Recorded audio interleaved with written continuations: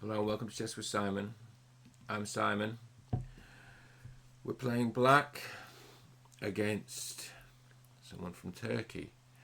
I want to play the King's Indian today. I want to develop my pieces. Well, I want to develop my pieces. Now, my opponent's playing the London system. I tend to play d5 around this. Why? I don't know. It's just a bit more solid. I mean, around this sort of move, you can start to dream of e5 and e4 and start to try to win a piece. So why don't we try and go for our dreams? I mean, okay, this is probably a decent move. It's a very sort of trendy thing to do. I think you play h5 here, don't you? Well, you certainly can play h5. It's certainly a prophylactic. And what does that insertion mean? h4, h5? Means I've got a weak square on g5, which the knight now occupies.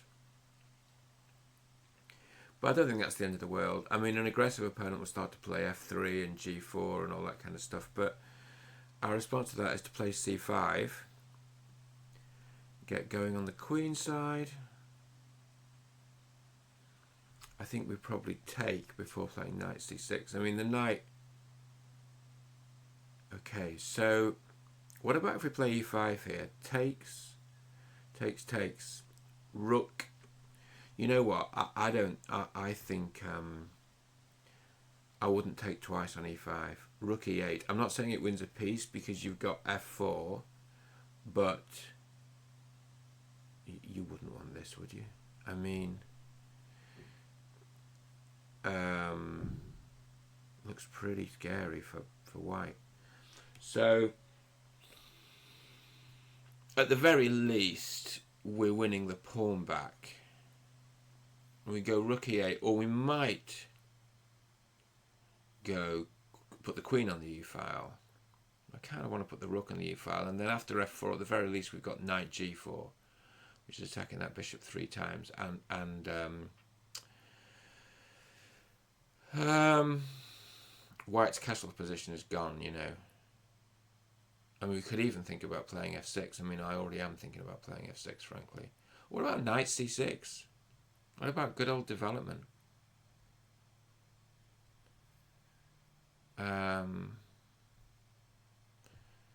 It's good to develop, isn't it? Just, you know, fine. Okay, so that is a sensible move. Although here's the kind of wrinkle. We defend f7, and then after takes, we give a check. And then after that, we pick up a bishop, which we might not want to do because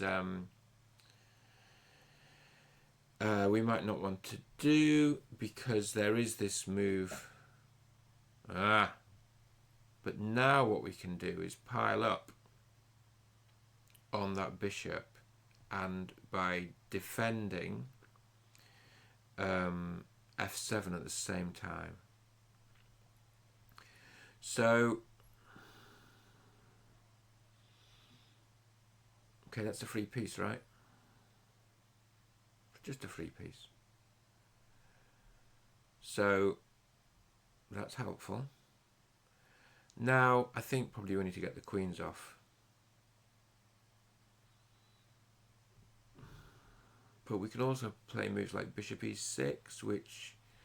So bishop e6 is a good move because if white doesn't swap, well, then there was bishop d5. Let's take with the...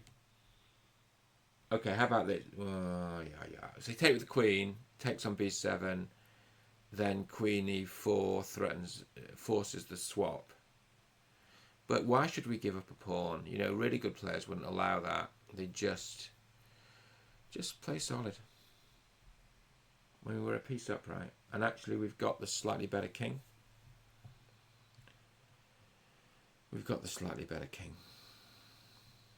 So what we're going to do is triple on the e-file.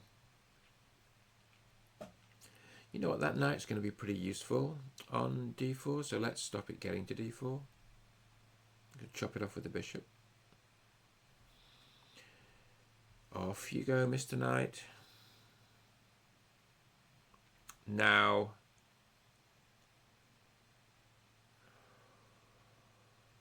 Okay, so I think after this, the game's kind of over, because what I really want to do is just check on e3 and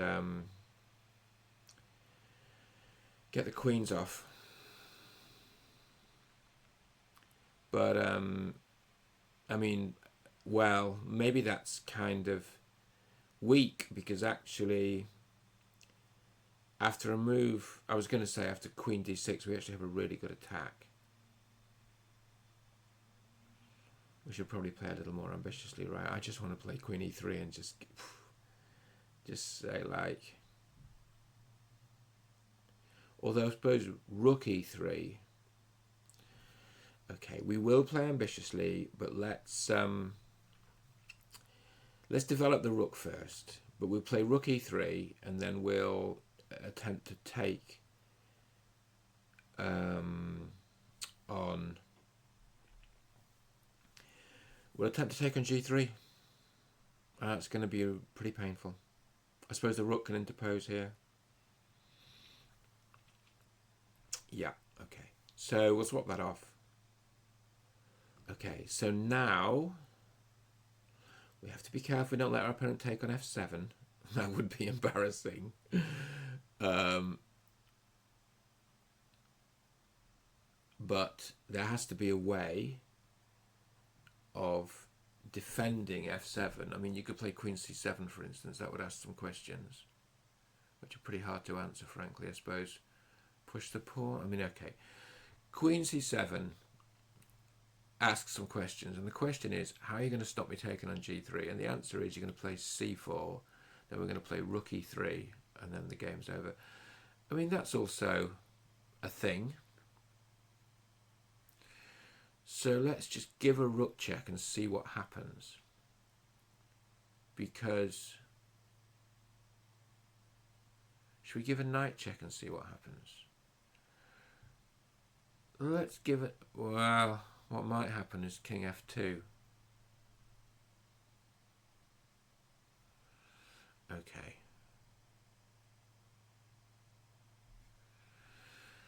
So it's a little bit safety first, but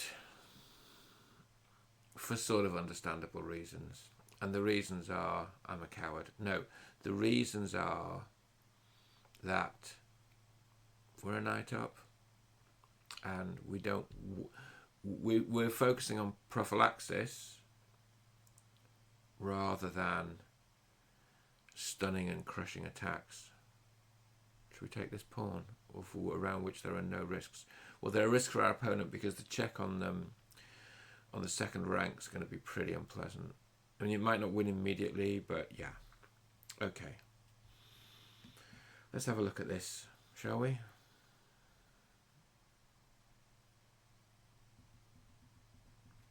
So, for those of you, look, didn't like that. They didn't find the right idea, really. It's not a bad idea. Bishop g4 is best. Bishop g4 is a good move. Bishop g4 is a good move. Okay. Look. It likes e5. It does not like taking. It does not like the pin. It prefers bishop g4. Well, okay, but I mean, it's a very human move, isn't it, to pin that bishop? Bishop g4 is better. Okay, and you play. Okay, that's kind of complex. You meant to play bishop g4, or the engine wants to play bishop before f3, then you pin, and then. Okay, I didn't do that. You just got a castle, have you, and give the piece back. Yeah. Okay, I accept knight c6 wasn't the perfect. I mean, I just wanted to develop to be safe, but I accept queen b3 is a horror show. Yay, and it's all over.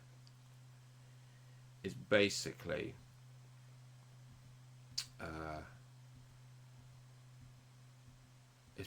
all over now. Ooh, we made some good moves. That was a good move. That was a good move.